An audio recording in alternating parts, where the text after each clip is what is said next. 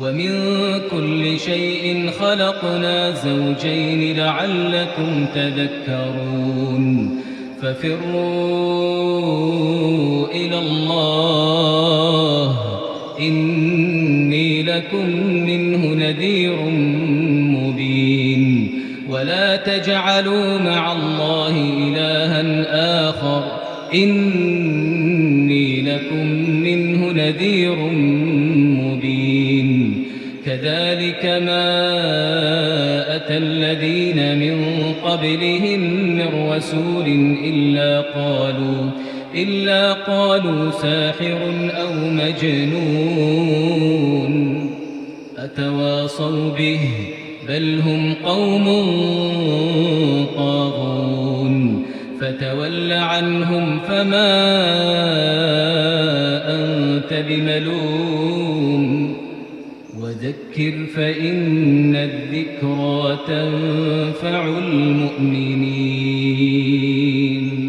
وما خلقت الجن والإنس إلا ليعبدون ما أريد منهم من رزق وما أريد أن يطعمون إن الله هو الرزاق ذو القوة المتين الحمد لله رب العالمين والعاقبة للمتقين ولا عدوان إلا على الظالمين والصلاة والسلام على أشرف الأنبياء والمرسلين محمد بن عبد الله وعلى آله وأصحابه أجمعين. Louange à Allah, à qui appartiennent les noms les plus beaux et les attributs les plus parfaits. J'atteste qu'il n'y a de divinité, digne d'adoration en dehors d'Allah. Il est unique sans associé. Et j'atteste également que Muhammad sallallahu alayhi wa sallam est son serviteur et messager. Qu'Allah subhanahu wa ta'ala prie sur lui, sur sa noble famille, sur ses illustres compagnons et sur tous ceux qui vont suivre leur pas en bien jusqu'au jour du jugement dernier. Chers téléspectateurs, Assalamu alaikum wa rahmatullahi wa barakatuh. Aujourd'hui, par la grâce d'Allah, nous allons nous entretenir sur un thème très important qui est Asma'ullahi al-Husna, c'est-à-dire les noms sublimes d'Allah subhanahu wa ta'ala. Qu'est-ce que cela veut dire? Donc nous allons parler de la signification de Asma'ullahi al-Husna. Et nous allons également parler des mérites et des avantages que le musulman a, c'est-à-dire les mérites de ces noms-là et les avantages que cela présente aux musulmans. C'est-à-dire le musulman, quel avantage a-t-il à connaître ces noms et à invoquer Allah subhanahu wa ta'ala par ces noms-là? Donc voilà en gros ce dont il va s'agir dans notre entretien de ce jour. Qu'Allah subhanahu wa ta'ala nous assiste et qu'il nous facilite cela. Chers téléspectateurs, le premier point, c'est la signification de Asma'ullahi al-Husna. Que veut dire Asma'ullahi al-Husna? Les noms sublimes d'Allah subhanahu wa ta'ala. Asma'ullahi al-Husna, ce sont les noms qu'Allah subhanahu wa ta'ala s'est attribué lui-même. Les noms qu'il s'est lui-même attribués dans le Coran ou sur la langue du prophète Muhammad sallallahu alayhi wa sallam. C'est ça ce qu'on appelle Asma'ullahi al-Husna. Donc un autre nom que quelqu'un va inventer et il va coller cela à Allah subhanahu wa ta'ala ne fait pas partie de Asma'ullahi al-husna. Soit c'est Allah subhanahu wa ta'ala qui s'est attribué cela dans le Coran, ou bien c'est le prophète Muhammad sallallahu alayhi wa sallam qui lui a attribué ce nom dans sa sunna. Sallallahu alayhi wa sallam. C'est ça ce qu'on appelle Asma'ullahi al-Husna. Ces noms, chers téléspectateurs, expriment la perfection absolue et la majesté ainsi que la beauté d'Allah subhanahu wa ta'ala. Voilà ce qu'expriment ces noms-là. Allah subhanahu wa ta'ala dit dans le glorieux Coran, je cite, وَلِلَّهِ الْأَسْمَاءُ الْحُسْنَى فَادْعُوهُ بِهَا. وَلِلَّهِ الْأَسْمَاءُ الْحُسْنَى فَادْعُوهُ بِهَا. À Allah appartiennent les plus beaux noms. À Allah appartiennent les plus beaux noms. فَادْعُوهُ بِهَا. Invoquez-le par ses noms. Invoquez-le donc par ses noms. Invoquez-le donc par ses noms. Allah s'est déjà attribué les plus beaux noms. Ou bien, on a connu cela à travers le prophète Muhammad sallallahu alayhi wa sallam dans sa sunna. Eh bien, Allah subhanahu wa ta'ala dit, invoquez-moi par ces noms-là. N'allez pas inventer d'autres noms quelque part. N'allez pas chercher certains noms quelque part pour dire que vous êtes en train de m'invoquer. Aucun nom ne peut être aussi parfait. Aucun nom ne peut être aussi beau que celui que Allah subhanahu wa ta'ala s'est attribué lui-même ou sur la langue du prophète Muhammad sallallahu alayhi wa sallam. C'est pourquoi Allah subhanahu wa ta'ala dit, c'est par ces noms-là, c'est par ces noms qu'il faut m'invoquer. Si vous voulez m'invoquer, invoquez-moi par ces noms. Chers téléspectateurs, quelle est l'importance de connaître les noms d'Allah subhanahu wa ta'ala? Quel mérite nous avons? Ou bien, quels sont les mérites de ces noms-là? Les noms Asma'ullah al-Husna. Quels en sont les mérites? Et quelle importance nous avons à connaître ces noms-là? Connaître les noms d'Allah subhanahu wa ta'ala ne consiste pas seulement à les mémoriser ou à les réciter, comme nous avons l'habitude de le faire. Les gens ont mémorisé les 99 noms d'Allah, comme on le dit, 99 noms d'Allah. Les gens l'ont mémorisé. Mais est-ce que ça suffit pour dire qu'ils connaissent déjà les noms d'Allah subhanahu wa ta'ala? Non. Il ne suffit pas de mémoriser ou de réciter les noms d'Allah subhanahu wa ta'ala. C'est pas ça que signifie connaître les noms d'Allah subhanahu wa ta'ala. Quand on va demander à quelqu'un, est-ce que tu connais les noms d'Allah subhanahu wa ta'ala? Tu connais les Asma'ullah al-Husna? Oui, je les ai même mémorisés. Non, c'est pas ça. Ce que veut dire connaître les noms d'Allah subhanahu wa ta'ala. Mais c'est un acte d'adoration. C'est-à-dire connaître les noms d'Allah subhanahu wa ta'ala, c'est un acte d'adoration du cœur. C'est un acte d'adoration du cœur qui renforce la foi, la crainte d'Allah subhanahu wa ta'ala, l'amour et l'espérance en Allah subhanahu wa ta'ala. C'est-à-dire celui qui a mémorisé, même on peut même ne pas mémoriser. On peut même ne pas mémoriser. Mais si déjà, à travers ce nom, nous avons l'amour d'Allah subhanahu wa ta'ala, nous portons l'amour d'Allah subhanahu wa ta'ala dans notre cœur. Nous avons la crainte d'Allah subhanahu wa ta'ala dans notre cœur. Et cela renforce notre foi et l'espérance que nous avons en Allah subhanahu wa ta'ala. Eh bien, nous connaissons déjà les noms sublimes d'Allah subhanahu wa ta'ala. C'est ça, connaître les noms d'Allah subhanahu wa ta'ala.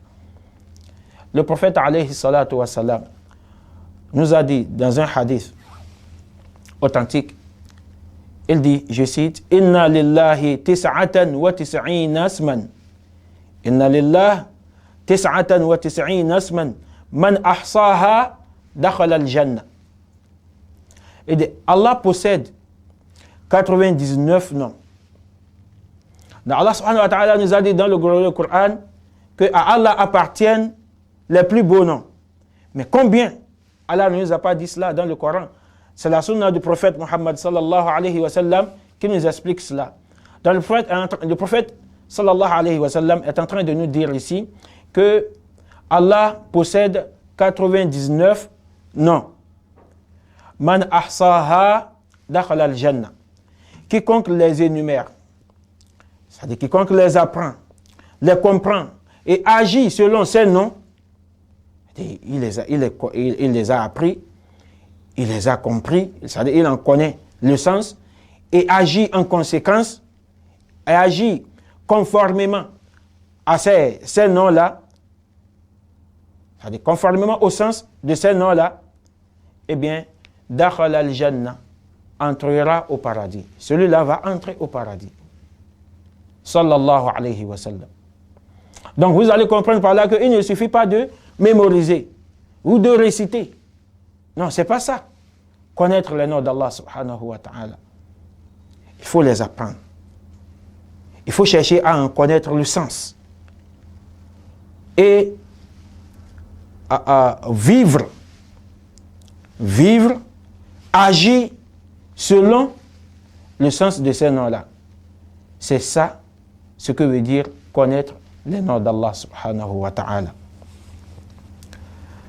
Chers téléspectateurs, à titre d'exemple, nous allons citer quelques noms d'Allah subhanahu wa ta'ala et essayer d'en expliquer le sens pour que nous voyions combien il est important de connaître le sens de ces noms-là. Et comme on l'a dit tantôt, c'est une adoration. Celui qui connaît le sens de ces noms et finit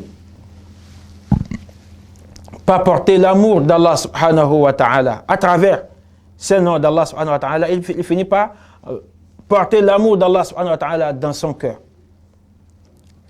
Et la foi grandit dans son cœur, la foi en Allah subhanahu wa ta'ala et l'espérance en Allah subhanahu wa ta'ala, tout cela grandit dans son cœur, et bien il est en train d'adorer Allah subhanahu wa ta'ala. Mais il va falloir connaître d'abord ces noms-là. Il va falloir les apprendre, comprendre le sens de ces noms. Par exemple, le plus grand de ces noms, le plus grand de ces noms, c'est Allah. Le nom Allah. Allah que nul n'est autorisé à porter. Nul, en dehors du Créateur suprême, n'est autorisé à porter ce nom-là. Allah. C'est le nom suprême. Le nom qui englobe tous les autres noms et attributs d'Allah subhanahu wa ta'ala. C'est ça qui est Allah. C'est ça le nom suprême d'Allah subhanahu wa ta'ala. En dehors de ça, nous avons Ar-Rahman, nous avons Ar-Rahim. Ar-Rahman, c'est-à-dire le tout miséricordieux. Ar-Rahim, le très miséricordieux.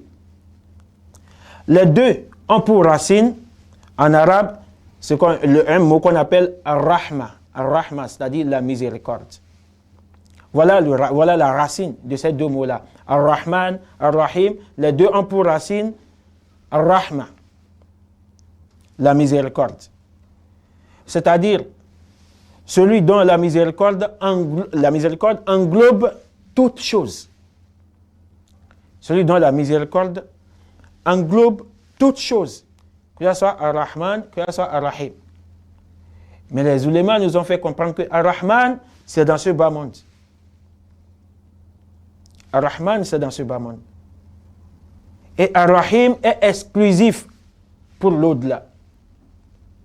Qu'Allah subhanahu wa ta'ala nous compte parmi ceux qui vont mériter la rahma d'Allah, ceux qui vont bénéficier de la rahma d'Allah, de la miséricorde d'Allah, sur terre et dans l'au-delà.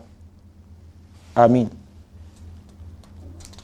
Allah subhanahu wa ta'ala nous dit dans le glorieux Coran, Qala عذابي أصيب بها من أشاء ورحمتي وسعت كل شيء. عذابي أصيب به من أشاء ورحمتي وسعت كل شيء. Allah subhanahu wa ta'ala dit, mon châtiment frappe qui je veux. Mon châtiment frappe qui je veux et ma miséricorde embrasse toutes choses. Adhabi usibu bihi man asha wa rahmati wasi'at kulla shay. Dans le châtiment n'englobe pas toutes choses, mais c'est ça rahma, c'est pour dire que la rahma d'Allah dépasse de loin son châtiment. La rahma d'Allah dépasse de loin sa colère. La rahma d'Allah englobe toutes choses. Qu'Allah subhanahu wa ta'ala nous compte parmi ceux qui vont bénéficier de sa rahma sur terre et dans l'au-delà. Et nous avons aussi parmi les noms, les plus beaux noms d'Allah subhanahu wa ta'ala, nous avons Al-Ghafour. Al-Ghafour, le grand pardonneur. Le grand pardonneur. Le pardonneur par excellence. C'est ça Al-Ghafour. Nul ne peut pardonner autant qu'Allah subhanahu wa ta'ala. C'est lui le grand pardonneur. Inna Allah yaghfiru dhunuba jami'a. Inna Allah yaghfiru dhunuba jami'a. Innahu huwa al-Ghafur rahim. Allah pardonne tous les péchés. Inna Allah yaghfiru dhunuba jami'a. Allah pardonne tous les péchés. Tous les péchés. Allah pardonne tous les péchés. Innahu huwa al-Ghafur rahim. Oui, c'est lui le pardonneur, le très miséricordieux. C'est Allah le pardonneur, le très miséricordieux. On a dit Allah pardonne tous les péchés. Même le shirk, Allah pardonne cela si le serviteur, c'est-à-dire si le serviteur fait le repenti sincère et ne retombe plus dans le shirk. Eh bien Allah va lui pardonner ça. Mais c'est seulement lorsqu'il meurt tout en commettant le shirk qu'il n'aura pas le pardon auprès d'Allah subhanahu wa ta'ala. Il n'aura pas le pardon. Inna Allah la yaghfiru an yushraka bih wa yaghfiru ma duna dhalika liman yasha. Allah ne pardonne pas qu'on lui associe quoi que ce soit. Allah ne pardonne pas le shirk, l'associationnisme, le polythéisme. Allah ne pardonne pas cela. Mais il pardonne tout autre péché à qui il veut. Là, c'est pour celui qui est déjà mort. Mais celui qui est encore vivant, il a la forte chance qu'Allah lui pardonne aussi son shirk. Le shirk qu'il a déjà eu à commettre dans le passé, s'il se repent aujourd'hui et fait un repenti sincère, eh bien Allah est prêt à lui pardonner même le shirk. Inna Allah yaghfiru dhunuba jami'a. Allah pardonne tous les péchés. Innahu huwa al-Ghafur rahim. C'est lui le grand pardonneur, le très miséricordieux.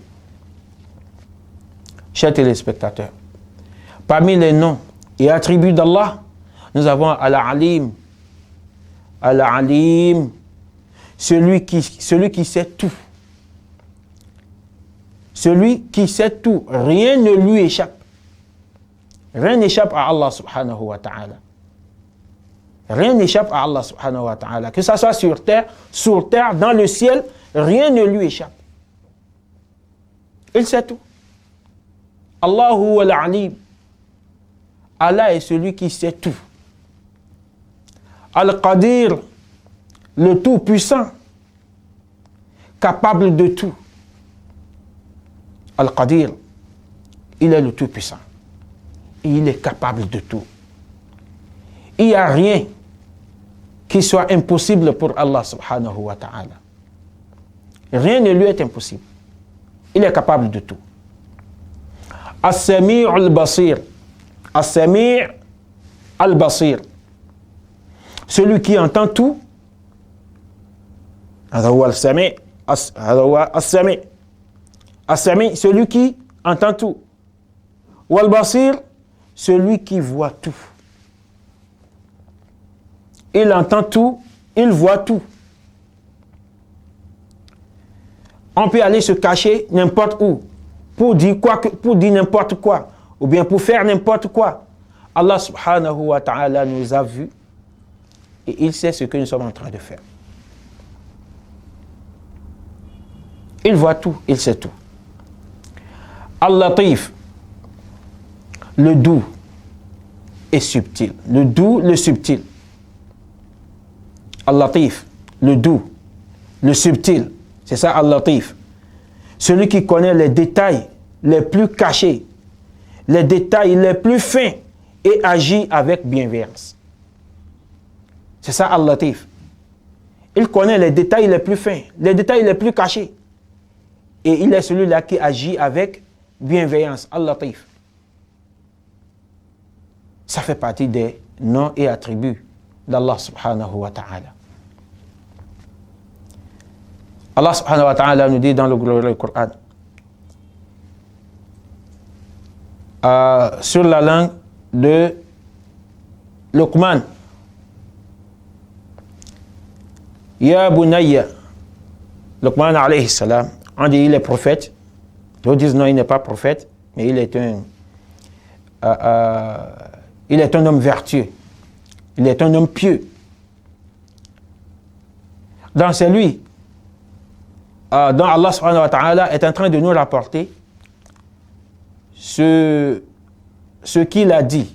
Allah nous rapporte ce qu'il a dit, c'est-à-dire les conseils qu'il a donnés à son fils.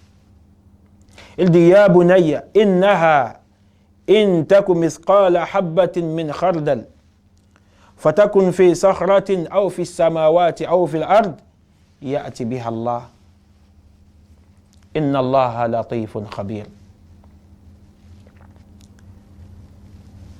Ô mon fils, fût-ce le poids d'un grain de moutarde au fond d'un rocher, ou dans les cieux, ou dans la terre, Allah le fera venir. Le jour de la résurrection, Allah le fera venir pour juger chaque être humain, pour juger chaque créature. C'est-à-dire les êtres humains, les djinns, tout ce que nous avons fait et que nous croyons caché, Allah subhanahu wa ta'ala fera venir cela le jour de la résurrection, fût-ce le poids d'un atome, fût-ce le poids d'un grain de moutarde. Allah fera venir cela le jour de la résurrection. Inna Allah latifun khabir. Allah est subtil, doux et parfaitement connaisseur. Il est parfaitement connaisseur. Il est au courant de tout. Rien ne lui échappe. Jalla Jalalullah. Parmi les noms et attributs d'Allah, nous avons Al-Hakim. Al-Hakim. Subhanallah. Al-Hakim, le sage. Le sage. Qui agit, celui qui agit avec parfaite sagesse. Avec parfaite sagesse. Il fait ce qu'il faut, au moment où il faut. Et il met chaque chose à l'endroit où il faut. Il place chaque chose à l'endroit où il faut. Il agit avec parfaite sagesse. C'est ça Al-Hakim.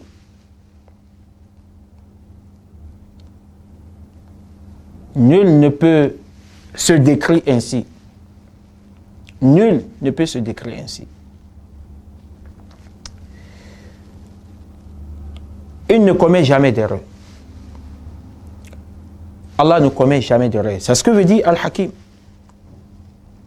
Quand il fait quelque chose, il le fait avec parfaite sagesse. Il n'y a pas d'erreur dedans. Il n'y a pas d'erreur dedans. On peut dire, mais pourquoi Allah m'a fait cela? Moi, je ne mérite pas ça. Allah, lui, sait pourquoi il l'a fait. C'est toi qui ne sais pas.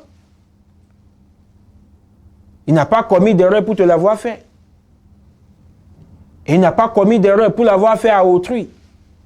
Il n'a pas commis d'erreur pour n'avoir pas fait ce que tu veux. Et il n'a pas commis d'erreur pour l'avoir fait à quelqu'un d'autre. Il est sage. Et rien de tout ce qu'il fait n'est le fait de hasard.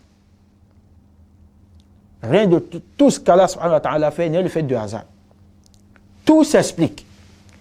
Il a beau donner les moyens à un tel, mais le prive d'enfant. Ça arrive. Allah donne les moyens à quelqu'un, mais il le prive d'enfant. Sur qui dépenser. Il a les moyens, mais l'enfant sur qui dépenser, Allah ne lui donne pas cela. Il l'en prive. Quand bien même c'est son désir le plus ardent. Il a déjà tout. Tout ce qu'il désire maintenant, c'est l'enfant. Allah ne lui accorde pas l'enfant. Allah ne lui accorde pas d'enfant. Allah ne lui accorde pas d'enfant, il ne lui donne pas d'enfant. Alors que dans le même temps, il fait don d'enfant à un autre qui n'en a pas besoin. Pourquoi? Parce que pauvre. Vu son état de pauvreté, vu son état de misère, il n'a pas besoin d'enfant. Il n'en veut pas, mais c'est à lui que Allah subhanahu wa ta'ala donne des enfants. Et peut-être qu'il il n'en veut pas à cause de sa pauvreté. Allah aurait-il mal fait, chers téléspectateurs? Est-ce que Allah a mal fait si il prive celui qui a les moyens pour en prendre soin, c'est-à-dire pour prendre soin des enfants, Allah le prive d'enfants. Et celui qui n'en a pas, qui n'a pas les moyens pour en prendre soin, Allah lui donne des enfants. Est-ce qu'il a mal agi? On va revenir dans la deuxième partie pour répondre à cette question-là. Qu'Allah subhanahu wa ta'ala nous facilite cela. Wassalamu alaikum wa rahmatullahi wa barakatuh. Assalamu alaikum wa rahmatullahi wa barakatuh. Ìkànnì tẹ́ ń wò yìí náà ní ìkànnì Sunna TV. Níbi tí àwọn onímọ̀ ti ń tẹ ìmọ́lẹ̀ sórí ẹ̀sìn Islam látọ̀rí Sunna TV. Ìmọ́lẹ̀ nínú Sunna Nabi Muhammad sallallahu alayhi wa sallam. Ní gbogbo ìgbà ní kẹ́ ẹ máa wò wá tí ẹ sì máa rí ẹ̀kọ́ ìsìn kọ́ lórí ìkànnì yìí náà ni o. Òun ló múlẹ̀ rẹ̀kẹ̀tẹ̀ yàtọ̀ yìí gbogbo mùsùlùmí lọ́kùnrin àti lóbìnrin ẹ jẹ́ ká máa wo Sunna TV ẹ jẹ́ àwọn ọmọ wa náà máa wo Sunna TV kí wọ́n lè bá ní ìmọ̀ tó péye nípa Sunna ìkànnì tó ń tàn mọ́lẹ̀ sínú ẹ̀sìn ni Sunna TV Yorùbá ẹ máa wò wá ní gbogbo ìgbà kẹ́sì máa kọ́ ẹ̀kọ́ tó péye nípa Sunna. Alhamdulillah wa salatu wa salamu ala rasulillah. Chers téléspectateurs, comme on le disait tantôt, est-ce que Allah a mal agi si il prive celui qui a les moyens pour prendre soin des enfants? Si Allah le prive d'enfants, alors que dans le même temps, il donne à celui qui n'a pas de moyens, Allah lui donne des enfants. Il peut faire des jumeaux 2-3 fois. 2-3 fois, alors qu'il n'a pas les moyens. Il n'a pas les moyens pour en prendre soin. Allah a-t-il mal agi?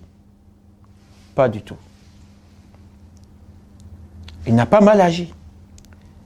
La sagesse ici, chers téléspectateurs, voudrait que le riche sache que ce n'est pas parce qu'on a les moyens, c'est pas parce qu'on a les moyens que l'on a forcément tout ce que l'on désire. C'est la sagesse qu'il y a dans cela. Le riche doit savoir que ce n'est pas parce qu'il a déjà les moyens maintenant qu'il doit forcément avoir tout ce qu'il désire dans la vie. La richesse a ses limites. La richesse a ses limites. On a beau avoir les moyens, mais on ne peut pas, avec ces moyens-là, acheter. Normalement, on ne peut pas, avec ces moyens, acheter un enfant qui sera son propre enfant. On ne peut pas, grâce à ces moyens-là, se faire un enfant. On peut parcourir toutes les cliniques. Toutes les cliniques. On peut parcourir toutes les cliniques. On peut aller en France, on peut aller aux États-Unis, on peut aller en Inde. On a les moyens pour chercher l'enfant, mais c'est Allah qui donne. Là, la richesse est en train de montrer ses limites. Donc voilà, pour le riche. quant aux pauvres qu'Allah a gratifiés d'enfants, à qui Allah a donné des enfants, qu'ils sachent qu'Allah subhanahu wa ta'ala donne à qui il veut. Allah donne à qui il veut. La pauvreté ne dispense pas de la miséricorde d'Allah subhanahu wa ta'ala. Ce n'est pas parce qu'on est pauvre qu'on n'a pas droit à la miséricorde d'Allah subhanahu wa ta'ala. Non. Non. Donc voilà la sagesse qu'il y a dans cela. Qui sait? C'est peut-être l'enfant qui va sortir, qui finira par sortir, le pauvre, son papa pauvre, de la pauvreté. C'est peut-être grâce à cet enfant-là qu'il finira par vaincre la pauvreté et la misère dans laquelle il a longtemps vécu. Donc Allah est sage et il agit avec sagesse. Rien ne lui échappe. Il maîtrise tout. Il maîtrise tout. Il agit avec parfaite sagesse. Il ne commet jamais d'erreur. Jamais d'erreur. De plus, chers téléspectateurs, la sagesse voudrait que le riche aide celui qui est privé de moyens à s'occuper de ses enfants. Il faut comprendre ça là aussi. Il faut comprendre ça là aussi à travers la manière dont Allah subhanahu wa ta'ala donne et prive. Donc le riche doit savoir que il faut qu'il aide celui qui n'a pas de moyens pour prendre soin de ses enfants, pour s'occuper de ses enfants.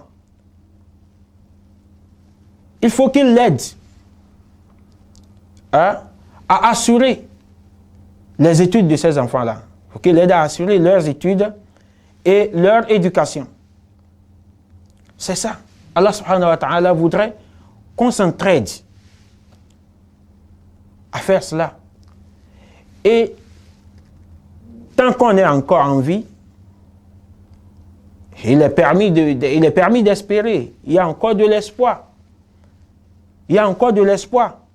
Ça, c'est vrai. Mais on peut quitter ce bas monde sans avoir d'enfant. Qu'on désire tant. On peut ne jamais l'avoir pour sortir, pour quitter ce bas monde. On peut ne jamais avoir cet enfant-là. Et voilà qu'on a les moyens. Alors pourquoi ne pas en profiter pour faire du bien à autrui? Pour aider ceux qui ont des enfants à s'occuper de leurs enfants, à assurer leurs études et leur éducation. C'est ça ce que nous pouvons faire. C'est ça ce que nous pouvons faire. Quand bien même on ne va pas perdre l'espoir tant qu'on est encore en vie. Donc c'est ainsi que ces moyens-là vont nous profiter dans l'au-delà. Parce qu'on aurait servi les gens avec ces moyens-là. On aurait servi les démunis avec ces moyens-là. On aurait servi les nécessiteux, les pauvres avec ces moyens-là. Et à Allah incombe notre récompense. Voilà ce qu'il faut comprendre de ça. Ce n'est pas une erreur. Ce n'est pas une erreur de la part d'Allah subhanahu wa ta'ala. Et c'est peut-être ce qu'il y a de mieux. C'est peut-être ce qu'il y a de meilleur pour celui-là qui a les moyens, mais qui n'aura jamais d'enfant dans ce bas monde. Il n'aura jamais d'enfant dans ce bas monde. C'est peut-être ce qu'il y a de meilleur pour lui. Parce que c'est peut-être la condition pour qu'il gagne l'au-delà. C'est peut-être la condition pour qu'il finisse au paradis. Mais nous allons toujours implorer Allah subhanahu wa ta'ala qu'il nous accorde les bienfaits de ce bas monde et de l'au-delà. Chers téléspectateurs,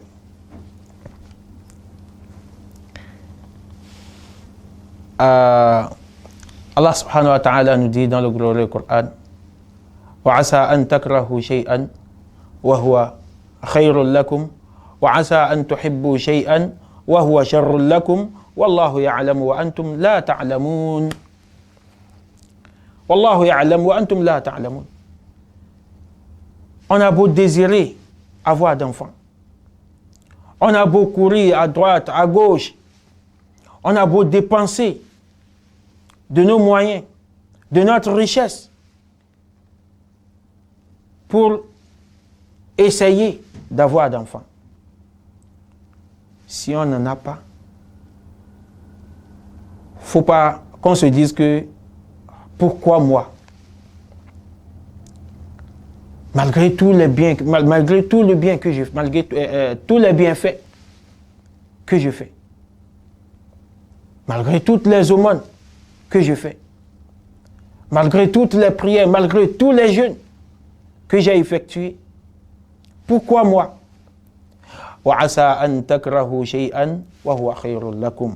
Il se peut que vous détestiez quelque chose alors que c'est un bien pour vous. Et il se peut que vous aimiez quelque chose alors que c'est un mal pour vous. Ce que vous détestez, c'est là que réside votre bien. Mais ce que vous aimez, c'est là que réside votre mal. Wallahu ya'lam. C'est Allah qui sait. Wa antum la ta'lamun. Vous ne savez rien. Vous ne savez pas. Vous ne savez pas.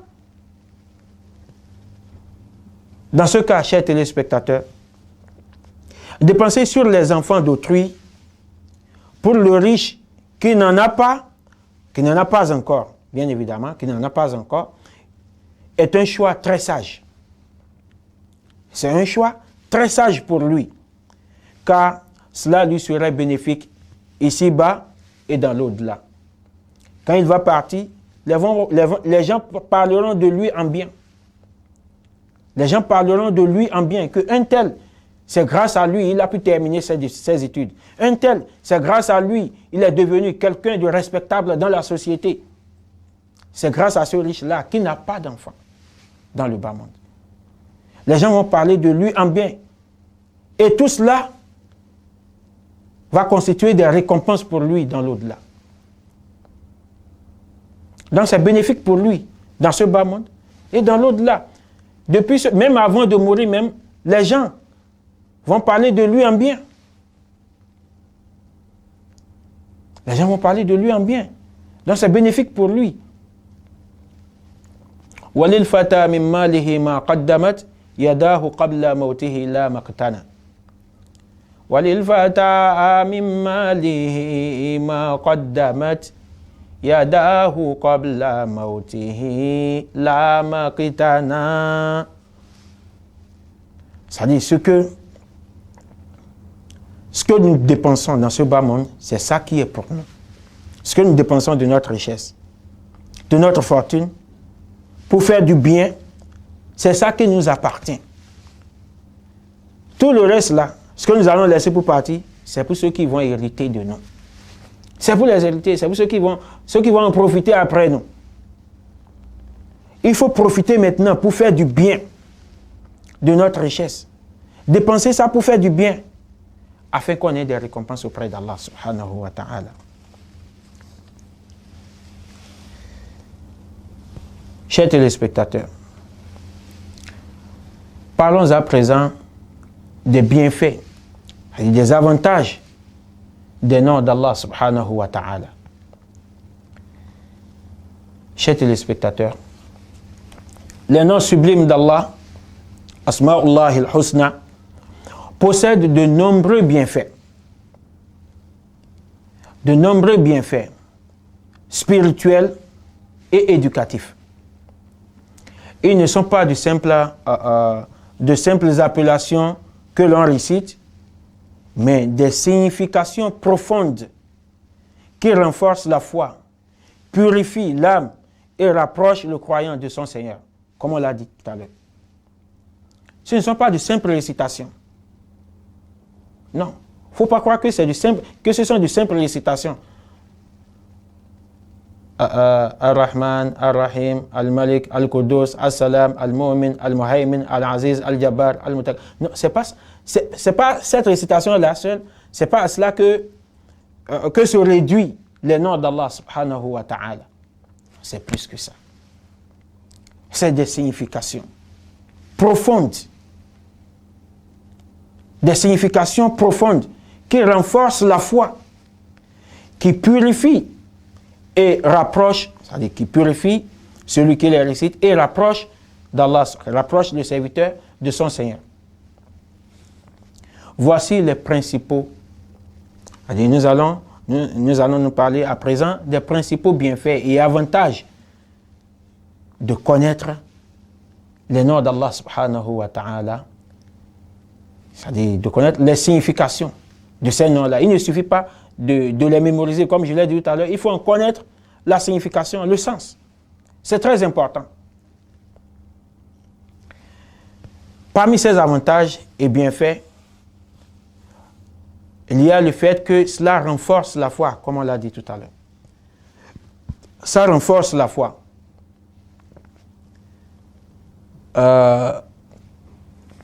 Et ça amène le croyant, le croyant à aimer et à glorifier Allah subhanahu wa ta'ala.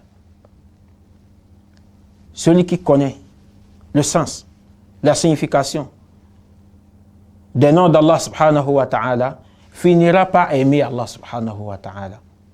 Et il va passer toute sa vie à glorifier Allah subhanahu wa ta'ala.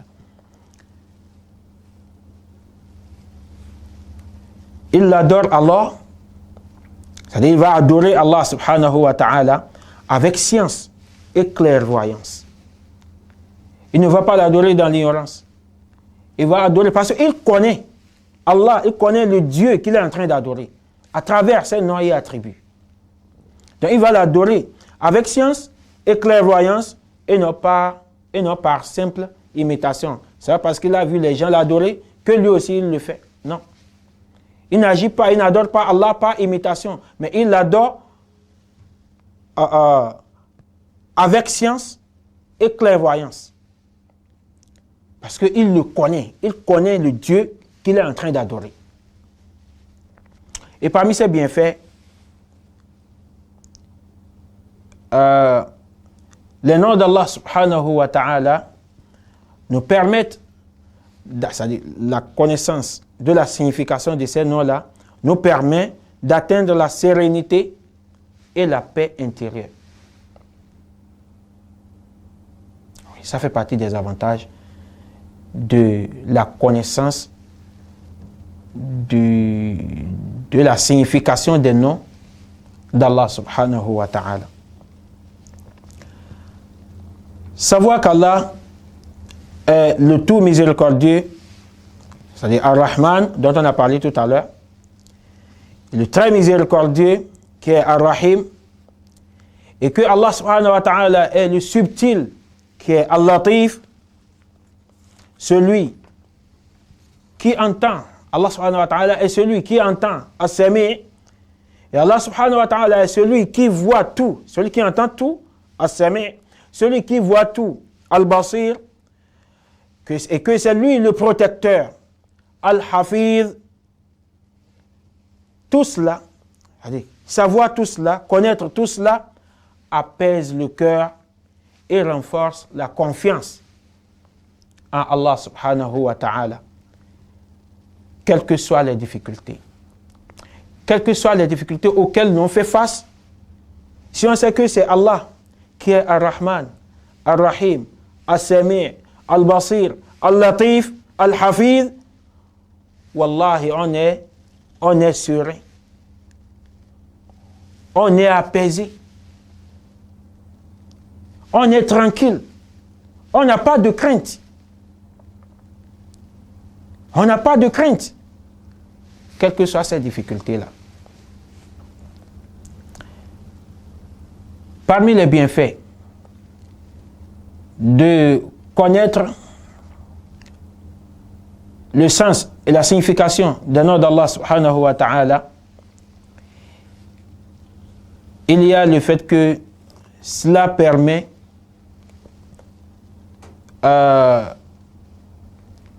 les ossements des prières. Ça favorise les ossements des prières. Parce que nous allons, c'est quelqu'un qui maîtrise bien, qui connaît bien le sens de ces mots-là, en fonction de sa situation, va invoquer Allah subhanahu wa ta'ala par ses noms. Par les plus beaux noms d'Allah subhanahu wa ta'ala. L'une des meilleures façons, chers téléspectateurs, l'une des meilleures façons d'obtenir les ossements est d'appeler Allah subhanahu wa ta'ala et de l'invoquer par le nom correspondant à notre besoin. C'est-à-dire selon le besoin que nous avons, on invoque Allah subhanahu wa ta'ala par son nom. Par exemple, pour demander le pardon, on dit Ya Ghafour, ighfirli. Ya Ghaffar, ighfirli. Oh, toi le pardonneur, pardonne-moi. Oh, toi le pourvoyeur, Ya Razaq, urzuqni. Ya Razaq, urzuqni. Oh, toi le pardon, oh, toi le pourvoyeur, accorde-moi ma subsistance. Ya Razaq, oh, toi le pourvoyeur, urzuqni, accorde-moi ma subsistance. Ya Shafi, oh, toi le guérisseur, toi qui donnes la guérison, Ishfini, guéris-moi. Donc c'est selon les besoins que l'on invoque Allah subhanahu wa ta'ala par son nom.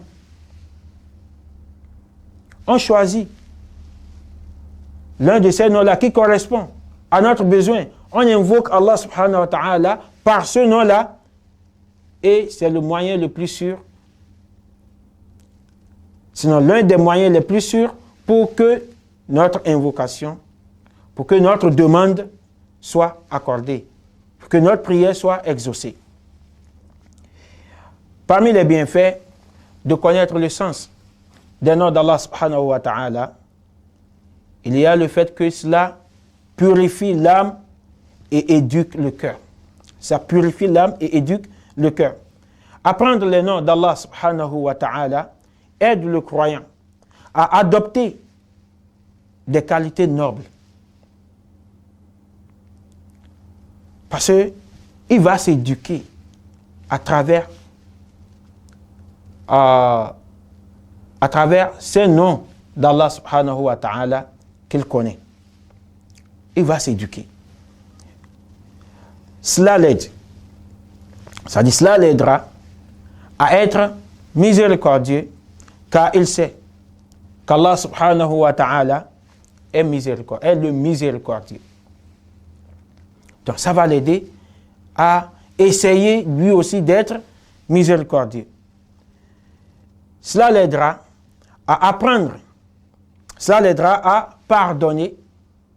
Ça va l'aider à pardonner. Car il sait qu'Allah subhanahu wa ta'ala est le pardonneur.